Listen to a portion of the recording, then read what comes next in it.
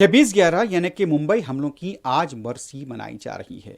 महाराष्ट्र के दारकूमत मुंबई में यहाँ पर हलाक होने वालों की यादगार पर वजीर आला एकनाथ शिंदे, नायब वज़ीर आला देवेंद्र फडणवीस, अजीत पवार के अलावा रियासती गवर्नर ने फूल डालकर महलूकीन को खराज पेश किया।